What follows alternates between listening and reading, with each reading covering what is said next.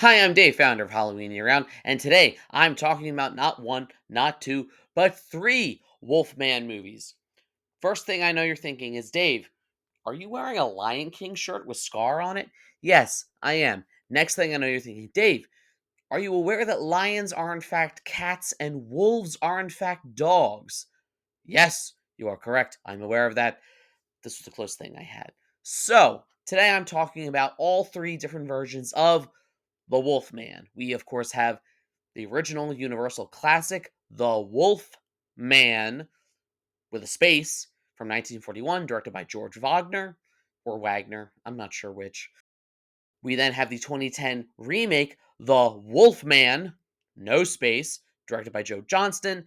And then, of course, the most recent Wolf Man, with a space but without the, directed by Lee Wanell. Three very different movies, very different styles, very different everything, very different time periods in filmmaking, all telling an ultimately tragic story of a man kind of losing his faculties and becoming this beast, this monster against his will.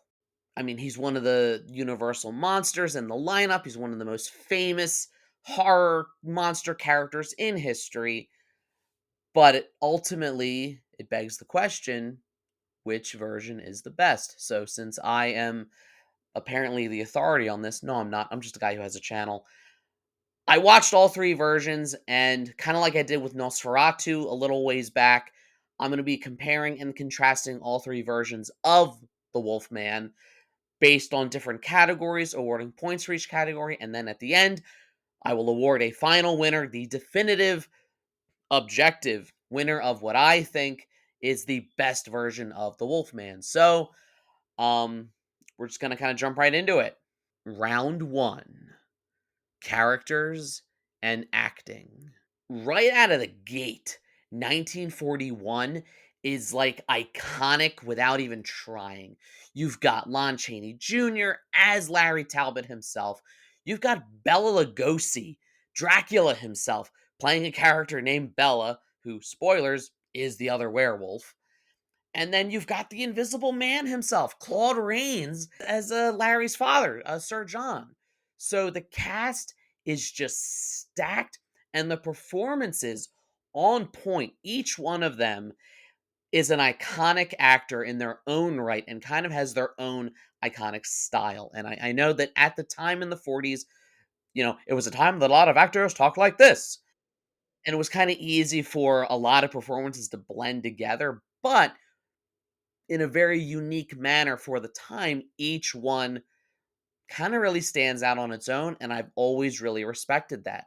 I think that in this version, Larry is probably the most tragic out of all of them. He's returned home after 18 years, abroad. He's got issues with his dad.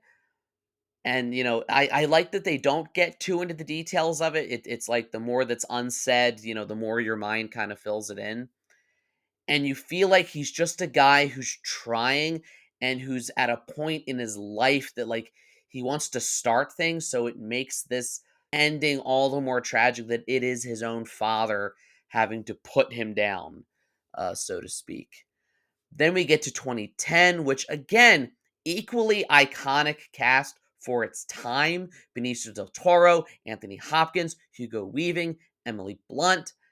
But I'm a little torn on them because while Hopkins and Weaving, I think, are doing a great job and kind of like find their little niche and be the character actor we know that they are, I feel like Benicio del Toro, and I love him as an actor, but he's almost too aloof in this. Like I know I get the sense that he was told to play the character as kind of like distant, but I feel like he's too distant, and I don't see when I look at Lon Chaney Jr., I feel the pain in what he's going through, and I feel the fear and the terror of what he's becoming. Benicio del Toro, I mean, when Rick Baker was doing the makeup effects, which I'll get to him later, he joked that, well, Benicio kind of already looks like a werewolf, so we didn't have to do that much. But then it doesn't make the transformation, which I'll get to later, it doesn't leave as much room for him to change really. So it's harder for me to feel tragic for him. And then Emily Blunt, love her as an actor, the movie just doesn't give her character enough to do. I know Gwen kind of played a pivotal role in the original Wolfman. She's the reason that Larry goes out. He's kind of, romantically pursuing her. Here, they make her Ben's wife, and she's just kind of there. I mean, I know she's the one that writes the letter to him that gets him to come back to his, to Talbot Hall, but take her out of the movie and you don't have to do much to. And I'm not saying that, like, Gwen erasure or something. I'm not saying that, like, she shouldn't exist as a character. I'm saying that the script for the 2010 movie should have found more things for her to do. Then we jump ahead 15 years to 2025, the most recent one, where I really like the opening sequence where you have Blake. This is kind of confusing because he's Larry Talbot in the other two, but he's randomly Blake in this one. So bear with me if I accidentally call this one Larry or the other one's Blake. This is why. Where you have Blake with his father. I like that setup, but then once we jump ahead to Blake as an adult, and again, I really like Christopher Abbott. I feel like they don't. We're told about the issues with their family. We're told through dialogue that, Charlotte, the mom, doesn't really have time for her daughter, and that, Blake is the one kind of always doing stuff with her. And it's genuinely sweet to like see them together. I have two daughters and I related to that a lot. I just feel like it didn't really devote enough time to developing the family, and we're told it more than we're shown it. And then once the horror starts, once they get pursued by, the wolf later and they're trapped at that farmhouse, it just doesn't really leave room for character arcs. And because Blake is going through the change pretty much for the whole movie, we're not seeing Blake himself for that much. So it never really gives us too much of a chance to see how Blake's dealing with it, just how, he's unrecognizable now. So I have to award the point to 1941. Round two, story and plot. Which of these is not like the other? The 1941 and 2010 versions follow the same basic plot. They share most of the same character names. You have Larry Talbot returning home after the death of his brother Ben. You have Larry Talbot attacked by the werewolf out and about with the, Romani caravan. You have Larry Talbot having issues with his father, and then a whole town getting together and hunting this dangerous wolf. And spoilers, it's Larry Talbot. So this is where it's going to get tricky because for this, it's like which one of them does that plot better? On the one hand, in 1941, it's minimalist because that's just how movies were at that time. It's only 70 minutes long, and we don't actually see him transform until about 45, 50 minutes. So there's not a whole lot of movie left after that. And when I say like the whole town comes together, again, it's like these few actors we see on this obvious indoor soundstage set that's supposed to be the forest. So, the 2010 version, just by being a movie made in 2010 with a big Hollywood budget, can do a lot more. It can have more detail, it can have a longer runtime, it can like show London, and like it takes the same basic story, and I think just I don't even want to say like cuz it's not filler. It expands it in a way that the first one felt rushed just because that was the style of filmmaking at that time. The biggest change 2010 makes, though, and it's a change that I really like, it makes his father the other Wolfman. The one that initially attacked him and the one that, he has to face at the end. Because number one, it takes the movie's whole theme of, sons disappointing their fathers, which I'll get to on the category about theme. But I just think that it makes for a more interesting dynamic. And like in the original, Bella's the werewolf, but he's just like he's there in that scene in the beginning, and then we never see him again. Like the fact that he was the werewolf doesn't really have any bearing on anything, but the fact that Larry's father, Anthony Hopkins, is the werewolf in 2010 changes everything, and it makes Larry's fate more interesting. It makes it so like he was always destined for this. Then we jump to 2025 where totally different plot. We're stuck at this farmhouse. I give it credit for its plot being very simple, straightforward, and to the point. It's not wasting time with filler. It's not looking to do any subplots. It's just here's the movie unapologetically, and this is what we're doing. And I probably would have awarded the point to 2025 if it wasn't for the fact that its third act doesn't really know what to do with itself, and it just sort of ends. And it left me feeling really disappointed. So 1941 and 2010 are close, but I think the decision to make the Wolfman his father gives 2010 a slight edge, and therefore it wins the point this round. Round 3, style and tone. I mean, this round is basically which one's directed best. And don't hate me for saying this, it has to be said for all of you old school movie purists. The 1941 version feels like a stage play that was just recorded. That's not an insult, that's just how movies were at that time. There wasn't a whole lot of room to have, like, creative camera angles and creative directing choices and surrealism, whatever. There just wasn't. I don't hold it against it, but I don't think it can win the round just for that reason. 2010, on the other hand, definitely makes choices. They're just not choices I agree with from a directing or style standpoint. I think that 2010, it was in that era or like the beginning of that era that like every classic story was being turned into like an epic action adventure movie. I'm not just talking about like old horror movies. I'm talking like Snow White and the Huntsman, Jack the Giant Slayer, Hansel and Gretel, Witch Hunters, and then of course 2010 Wolfman, where I think they made it too much of an action movie and like the quiet, subtle, proper Victorian London vibe doesn't mesh well with action movie, and I think that that clash hurts it. And I think that not all of the action is particularly well shot, especially when they like speed things up, and it just looks silly now. So 2010 loses points for that. 2025, on the other hand, its directing and its style is probably its greatest strength.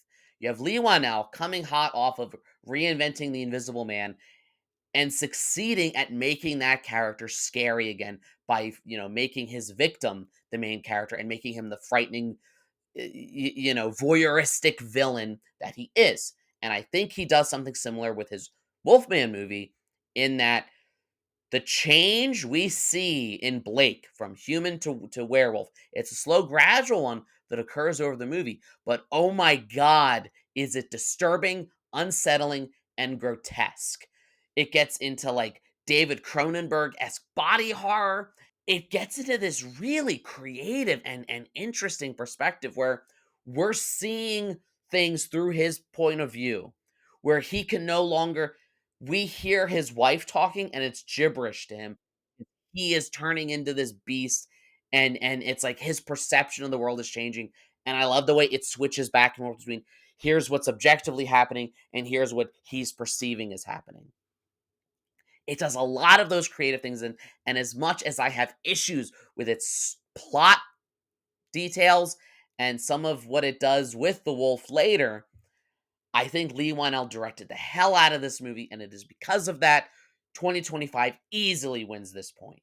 Round 4, technical achievements. Let's be honest, this is the transformation round. This is the round that like it ultimately comes down to which one has the best werewolf design and transformation. So, let's go through them. 1941 is of course the classic look. It's the one that we all associate. It's the one that, if I'm being honest, looks more like a just a really hairy guy than a werewolf than, say, American Werewolf in London, which is still the GOAT and always will be. That's something that all horror fans kind of have to acknowledge, that the best werewolf transformation is not the Wolfman. It's American Werewolf in London. That being said, the way that it uses that like cross dissolve to like add the fur to him was groundbreaking for 1941. It's genuinely impressive, and it's not called the werewolf, it's called the Wolf Man. Does he look like necessarily like he is a wolf? No, he looks like a man that kind of looks like a wolf. So, I feel like that deserves recognition, and even though other transformations later down the road would get more detailed, the fact that they pulled this off in 1941 is nothing short of impressive. On to 2010, which frustrates me, and I'll tell you why. You've got the great Rick Baker, the man who did An American Werewolf in London, who said, jokingly, Benicio del Toro kind of looks like a werewolf already, so we don't have to do that much makeup to him to get him to look creepy. And if we're just talking the werewolf design, 2010 easily wins it because they look amazing. Baker and his team do a fantastic job with the visuals of both Benicio del Toro and Anthony Hopkins as Wolfmen. Where it loses me was a studio decision to rush the production and use CGI in different parts to enhance the practical effects. They don't enhance it, they look like crap. Especially 15 years later, the CGI has not aged well, and it seriously holds this round. If it weren't for the CGI, 2010 would easily win this round just without any. It would win. But I can't give it to that, but I'll get back to it. Let's talk about 2025. This is probably where 2025 loses me the most. He doesn't look like a werewolf. He kind of looks more like a troll or a zombie. And again, it's using CGI, which is not inherently a bad thing.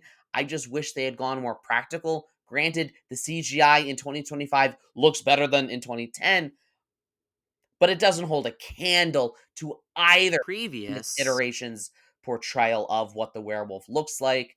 So 2025 is eliminated, and I'm going to do something I don't normally do. I feel like this round has to be a tie It's a tie. because 1941 was amazing for its time. It stood the test of time. It's classic. There's a reason it's so well remembered, and it was groundbreaking for 1941. So it's held back only because it couldn't do more at its time. And 2010 would be up here, but the CGI brings it down here. So I kind of feel like it's got to be a tie between 1941 and 2010. I will award both movies a point. And finally, round five, themes and ideas. Three very different movies, but all of which deal with the ultimate theme of sons disappointing or not living up to their fathers in terms of puberty, in terms of growing up. In each version, we have a son who is estranged from his father, whether it's either Larry Talbot moving, to America away from Talbot Hall, or Blake moving away from, you know, deciduous forest, Oregon to New York City, and all three involve a homecoming to their father's home where they're attacked by a werewolf. 1941 deals with a son failing to live up to his father's expectations, but ultimately trying to make amends for it, and it tragically ending with them kind of coming to terms with one another. 2010 ultimately is a son competing with his father, and 2025 is ultimately a son, an abused son of an abusive father who tries everything to not become him, but his ultimate tragedy is he quite literally becomes his abusive father when he becomes a werewolf just like him. So, very similar themes, and ultimately it comes down to which one portrays that theme best. 41, again, I really like how they kind of reconcile, but I think 2010 hit the nail on the head by making the father the werewolf. And since that's something both other versions do, I'm going to eliminate 1941, just that they hadn't thought of this idea yet. 2010, I really, really like what it does, but we're not really given enough of that dynamic to. It's not given enough time to really explore it. And it's the fact that Anthony Hopkins is like a twist villain. And I think that holds it back because there could have been so much more runtime. We could have been doing more with that. 2025, I feel like it gets it perfectly because it shows us Blake's childhood. And then we don't I mean, yes, it's technically a twist villain, but it shows us what his father was really like when Blake was a kid. And it puts that idea in the back of our heads so that every time we see Blake start to lose control, even before the werewolf stuff starts, it's a reminder that he's going to become his father. He's going to become his father. And I think that it's the only one that really just hammers in that point, that the generational trauma, the cycle of abuse, that we become the very thing we swear we never will be.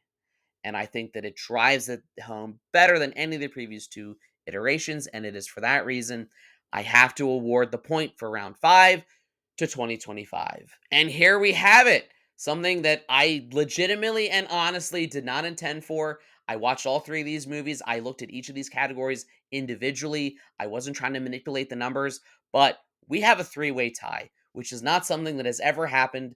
I've only done one of these in video, but I've done a bunch of them in writing, and I don't think I've even had a two-way tie when I'm comparing things, and this is a three-way tie.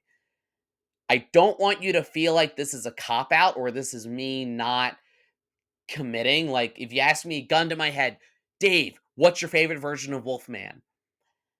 I'll tell you that I like and dislike something in all of them, but that the important takeaway is that each of them has their strengths and weaknesses. And more importantly, they complement each other because each one's weakness is another one's strength. That if you are interested in Wolfman, I strongly recommend you watch all three to get a complete experience.